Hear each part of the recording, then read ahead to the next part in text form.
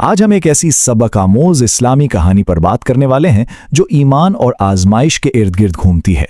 ये कहानी हमें बताती है कि कैसे कभी-कभी बज़ाहिर बिल्कुल मासूम नजर आने वाली चीजें भी हमारे लिए एक गहरे रूहानी इम्तिहान का बाइस बन सकती हैं। ये सवाल ना हमें सीधा उस कहानी के दिल में ले जाता है, जहां एक आम सी तफरीह कैसे एक गहरी रूहानी कश्मकश का मरकज बन जाती है। और ये हमें सोचने पर मजबूर करता है कि हमारी रोजमर्रा की जिंदगी में आजमाइशें कैसे छुपी हो सकती हैं। तो कहानी शुरू होती है एक गांव से जहां सूरज डूब रहा है। माहौल में एक अजीब सी खामोशी है और वहां एक पुराने बरगद के दरख्त के नीचे एक झूला है जो अकेला खुद ब खुद हिल रहा है।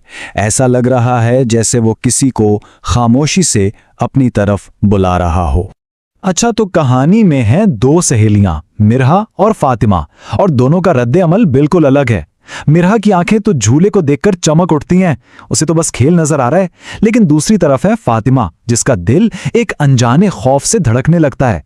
उसे फौरन अपनी मां की नसीहत याद आ जाती है और उसे वहां कुछ ठीक नहीं लग रहा।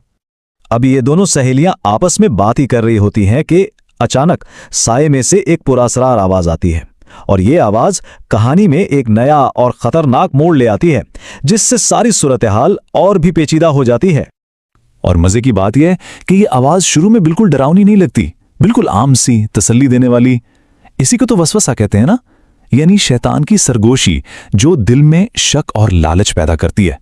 इसका मकसद फातिमा के डर को खत्म करना है, ताकि झूला एक बेजरर सी तफरीह लगे। यही तो आजमाइश का पहला कदम होता है। लेकिन फातिमा, उसे फौरन अंदाजा हो जाता है कि कुछ गड़बड़ है। उसकी छठी हिस्स कहती है कि जो भी बोल रहा है उसके इरादे ठीक नहीं है। वो फौरन अपनी सहेली को समझाने की कोशिश करती है, मिरहा, ये आवाज ठीक नहीं है, चलो यहां से। और यहां आता है पहला सीधा हमला। ये आवाज बराह रास्त एक मजहबी फरीजे यानी नमाज से तवज्जो हटाने की कोशिश करती है। ये कहानी का एक बहुत अहम नुक्ता है कि कैसे खेल कूद के बहाने हमें हमारे फराइज से गाफिल किया जाता है। तो अब कहानी एक ऐसे मोड़ पर है जहां मुरहा को फैसला करना है। एक तरफ दोस्त की नसीहत है और दूसरी तरफ उस पुरस्कार आवाज की दावत। अब इसका फैसला ही बताएगा कि कहानी आगे कहां जाएगी। और मिरहा का फैसला कहानी में टेंशन को और बढ़ा देता है। जैसे ही वो फातिमा की बात को नजरअंदाज करके झूले पर बैठती है, झूला खुद ब खुद तेज होने लगता है। ये इस बात का इशारा है कि अब हालात उसके काबू से बाहर हो रहे हैं। अब देखें, ये आवाज एक और चाल चलती है। ये नाफरमानी को जायज ठहराने की कोशिश करती है। ये खास तौर पर एक बच्चे की मासूमियत का फायदा उठाती है, ये कहकर कि छोटी मोटी गलतियों का कोई गुनाह नहीं होता, ताकि उसे मजीद बहकाया जा सके।